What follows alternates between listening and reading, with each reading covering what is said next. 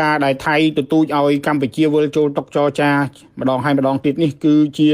ល្បិចកលក្នុងការទម្លាក់កំហុសមកកម្ពុជាតែប៉ុណ្ណោះទី1គឺគេចោទកម្ពុជាបាទជាអ្នកបង្កហេតុមុនទី2គឺគេចោទបង្ហាញទៅអន្តរជាតិថាគេជាអ្នកមិនមែនជាអ្នកបង្កហេតុទេគេជាអ្នកស្រឡាញ់សន្តិភាពគេចង់ចរចាតែកម្ពុជាមិនចូលតុចរចាទី3គឺការចរចានេះបើយើងព្រមទៅតាមលក្ខខណ្ឌដែលគេលើកឡើងដាក់រួចទៅហើយនោះគឺស្មើនឹងកម្ពុជាសុំចោះចាញ់នេះគឺគេនឹងអាចទទួលបាននូវប្រជាប្រិយភាពក្នុងចំណោមក្រមជ្រុលនិយមថៃបាទគឺលោកអនុទាន ឆន្ទរកុលនេះនឹងអាចកើននៅសន្តិភាពរបស់ខ្លួន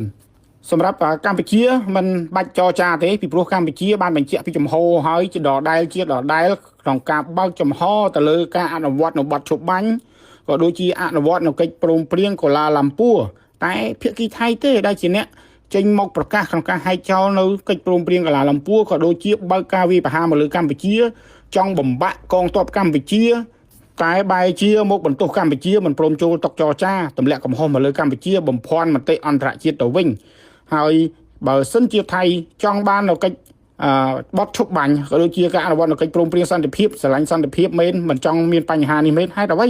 លោកអាន់វ៉ាអ៊ីប្រាហ៊ីមបានដាក់កាលកំណត់ឲ្យតើកាលពីយប់ថ្ងៃទី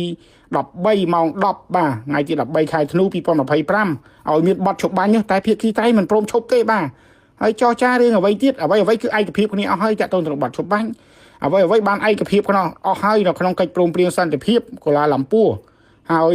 ក៏ដូចជាចុងក្រោយនេះលោកអាន់វ៉ាអ៊ីប្រាហ៊ីមបានកោះប្រជុំរដ្ឋមន្ត្រីការបរទេសអាស៊ានផងដែរតែថៃមិនព្រមទេទាមទារឲ្យមានការពន្យាពេលលោកអាន់វ៉ាចង់ឲ្យមានប្រជុំថ្ងៃទី16ខែធ្នូប៉ុន្តែខាងភាគីថៃទាមទារពន្យារហូតដល់ថ្ងៃទី20ធ្នូ22ខែធ្នូ2025ឯណោះដើម្បីពន្យាពេលដើម្បីគេធ្វើការឆ្លៀនពៀនមកកម្ពុជាបន្ថែមទៀតនេះគឺជាល្បិចកលទម្លាក់កំហុសហើយនឹងល្បិចកលពន្យាពេលដើម្បីទុកឱកាសបន្ថែមទៀតក្នុងការបើកការវាយឆ្លៀនពៀនមកលើកម្ពុជាពាក់ព័ន្ធទៅនឹងលក្ខខណ្ឌទាំង3ដែលលើកឡើងដោយថៃនេះ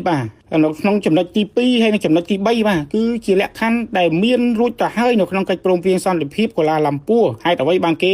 លើកឡើងនៅពេលនេះឡើងវិញហើយពាក់ព័ន្ធទៅនឹងលក្ខខណ្ឌទី1ឲ្យកម្ពុជាតម្រូវឲ្យកម្ពុជាឈប់បាញ់មុនក្នុងន័យនេះគឺគេចង់បញ្ជាក់ទៅអន្តរជាតិបញ្ជាក់ទៅពិភពលោកថាកម្ពុជាជាអ្នកបើកការវាយប្រហារមុនដែលគេតម្រូវឲ្យកម្ពុជាជាអ្នកឈប់បាញ់មុនគឺជាការទម្លាក់កំហុសសុទ្ធសាធហើយទី2បើកម្ពុជាឈប់បាញ់មុនមានន័យថា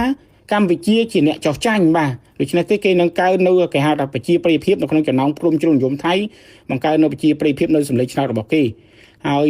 ទាំងនេះគេដឹងមុនហើយថាកម្ពុជាគឺមិនអាចទទួលយកបានទេដែលឲ្យកម្ពុជាចោះចាញ់ដូច្នេះនេះគឺជាអ្វីដែលគេលើកឡើងគ្រាន់តែបំភាន់មតិអន្តរជាតិក្នុងការពន្យាតែប៉ុណ្ណោះក្នុងការបើកការ